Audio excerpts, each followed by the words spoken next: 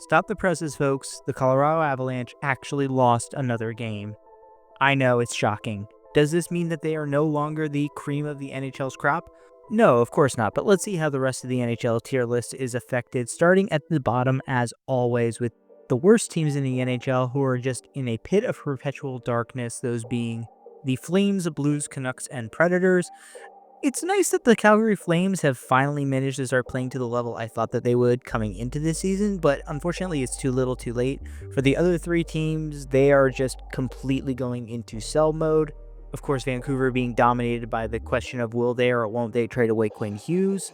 But all four of these teams are basically looking into the future at this point of the season. It's just that in Calgary's case, they actually have a bright future. Next up, we got four garbage teams, those being the Sabres, Blackhawks, Blue Jackets, and Sharks. And I know that the Sharks, Blackhawks, and Blue Jackets are all technically winning teams, and they're all outperforming most people's expectations. But over the last month or so, they've all kind of started to come back down to earth to where we really kind of expected that they would be at the beginning of the year. For the Sabres, they just are never going to be good. I'm convinced of that. Above them, we've got the Kraken and the Mammoth in the meh tier. Again, both of these teams are winning. They're above 500, but neither of them have shown particularly that much that I would think that they're going to be in the playoffs, or if they do, be anything more than an early first round exit. Above them, we've got three teams who are kind of struggling, but might be better than we think in the Islanders, Red Wings, and Maple Leafs.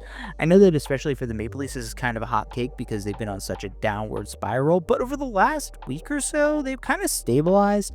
For the Red Wings and Islanders, you can see the vision there. There's just one or two particularly big gaping holes that need to be filled, but both of these teams have promise, and they've gotten some pretty good wins. Particularly the Islanders, who, as I mentioned at the top, beat the Avalanche pretty handily.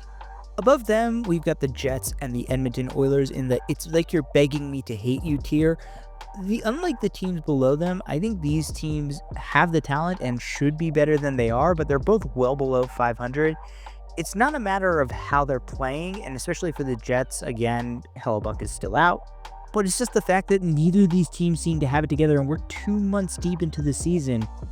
I need these teams to figure things out fast, and the answer cannot just be pray that our star players continue to carry us. Above them, three teams in the slacker tier, those being the Rangers, Panthers, and Senators. For all these teams, I feel like it's just kind of a Jekyll and Hyde act. Some nights I see the vision and I see the talent on display, and then others I'm just like, I don't know how this team is even functional. And it's for different reasons. For the Senators, obviously goaltending has just been up and down. For the Panthers, it's kind of the same thing, goaltending being inconsistent, but also just not having a lot of punch up front. And then for the Rangers, I don't know what this team is even supposed to be at this point. Next up, we got two teams that I still don't believe in, the Flyers and the Penguins. Both of these teams are absolutely terrible in terms of the advanced analytics, but they keep winning in defiance of logic and God. Like Dan Vladar and Tristan Jarry are just elite goaltenders all of a sudden, somehow. But you know what team I am now forced to believe in is the Anaheim Ducks. Yeah, this team they have something, and I think what has been holding me back is just the fact that I didn't fully appreciate what a terrorist Greg Cronin was last year. This team had talent and has talent now. It just got completely obliterated last year, and now with at least decent coaching, it seems like it's finally gotten unlocked. Another tier up, we've got another couple of teams who are a little bit better than those ones who I thought were underachieving, but I still feel like they have another gear, those being the Lightning and the Boston Bruins. Again, the Lightning were at the top of the Atlantic, and then they're kind of falling out of it, I think just because the Atlantic is a weird division. For the Bruins, again, they got Morgan Geekie just powering through everybody. They've got David Pastrnak.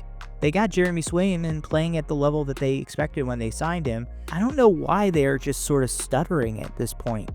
Above them, though, we got three pretty good teams in the Devils, Kings, and Canadiens. For all these teams, I think that they are going to be solidly in the playoffs, and I think they can make some noise in there, but I wouldn't put them among the contenders. Those would start in the next tier of the teams that are very good but not quite elite: the Wild, Vegas Golden Knights, Carolina Hurricanes, and Washington Capitals. And then, of course, we have remaining the two juggernauts. It's not just Colorado anymore. Now that they've lost, they have pulled closer to the team that is almost completely caught up to them in terms of points, the Dallas Stars.